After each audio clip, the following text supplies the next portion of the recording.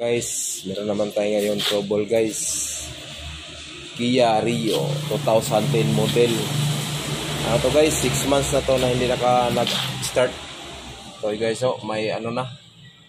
Dami ng mga ano sa mga puno, dahon. Oh, kinakalawang na yung makina guys. Ano to, galing pa to ng Agusansor, oh. Ano na to sa may-ari. Ano to, tuwing. So ang problema ito guys, ayaw umandar. Marami ng mekaniko ang gumagawa nito guys. So ngayon guys, i-troubleshoot ko to kung ano talaga yung problema. Ano ko to guys, i-try ko to pa-start kung umaandar ba. Kompleto naman yung mga lights niya. Try ko pag-andar kung aandar ba to. Wala talaga guys, cranking lang. Yan ang problema ito guys. So ngayon, i-check natin kung ano pa yung mga problema. Check natin yung mga fuse, relay. Wala talaga guys.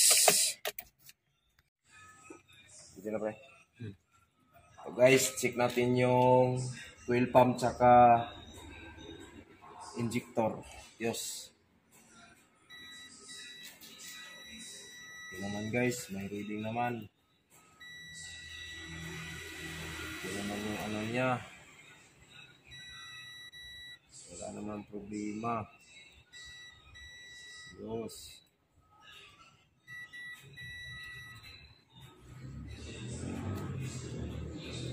Ito, basta ito. Okay. Problema.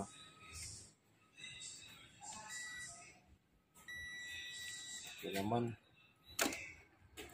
Yung fuel pump relay.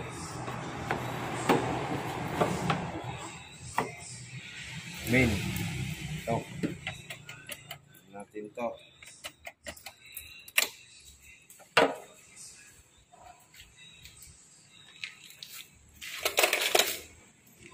Basta mag-isap na yun pre. Ito guys, ito yung relay ng fuel pump. Kasi yung si gasolina ayaw ano dito guys, oh. Dito ayaw lumalabas yung gasolina. So ngayon ang fuse okay naman. Tapos yung relay naman ay check natin kung gumana ba o hindi.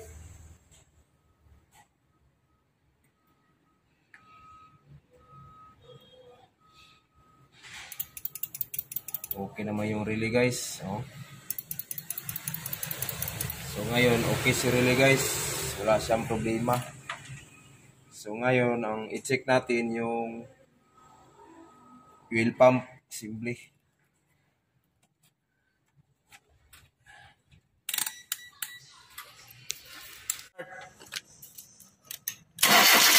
Ito guys, oh. Okay, ulit. Off. Oh, yung ano guys dito, yung galing ng tangke ng pump, papunta ng injector rail. Wala siyang gasolina. So ngayon, okay naman yung fuse tsaka relay. So doon tayo sa pump. Ito yung pump assembly guys. So ngayon, pinalitan lang ng may-ari ng fuel filter. Sabi ng nag-request ng ibang mekaniko nito, nagawa. So ngayon, ayaw pa mag-start. So ang problema ito ngayon guys, ito guys, so ito. Ito yung problema. Kahit bago na yung pump niya dito, kasi ito hindi ito magsusupply ng gasolina. So ang ginagawa ko na ngayon guys, pinalitan ko to ng bago. So ngayon, ito yung ipapalit ko guys na bago. So ngayon, pagkatapos ko itong pagkabit, ipa-start natin to guys, yung bago guys. So ngayon, ito guys, oh, ito yung ibig sabihin ko na kahit palitan mo pa ng bagong fuel pump, pero itong ano niya, ito na sa gasolina niya, ito yung parang regulator to. Ito yung problema sa luma.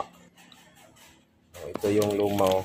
Bago na to yung pump, pinalitan pero ayaw pa mag-start kasi itong ano niya, regulator ito yung sira. So ginawa natin guys, palitan natin ng bago.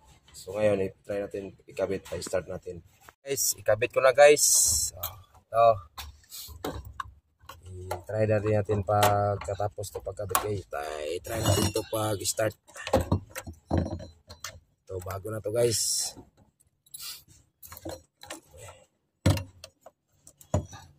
Ikabit natin to para gumagana.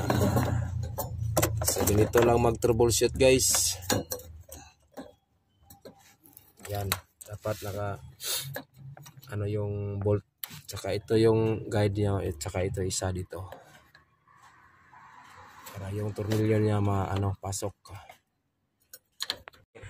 So ngayon guys, i-start natin guys kung gumagana na ba yung gasolina niya kasi natapos natin kabit. Sige daw, i-start, on! Op! Okay guys, may gasolina na guys. So ngayon guys, sigurado na to, ma-start na to guys. So ngayon, ikabit na natin to guys.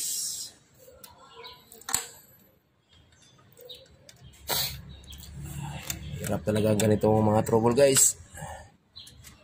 Ikabit na natin to yung Ngayon guys, tapos na natin nakabit. So ngayon, i-try natin pa-start kung gumagana na ba siya. Sige, start!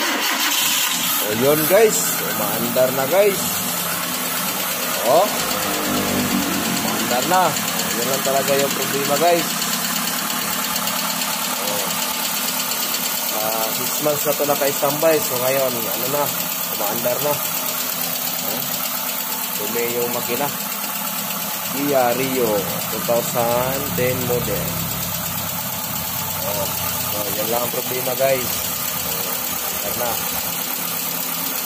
And guys, na-solve na natin yung problema ng Kia Rio 2010 model. Ito guys, umaandar na. So nakita niyo naman kung paano ko troubleshoot yung problema. So baka ngayon guys, nagtaka kayo na yung mukha ko parang sobra kong kumayat kasi nagda-diet ako guys kasi mag-attend ako ng competition ng bodybuilding. Ito guys, so ito yung ko. Yung bicep. So ngayon guys, kahit mekaniko tayo guys, technician, hindi natin pabayaan natin yung katawan. Gym naman tayo. Yung mga ugat ko guys, malabas.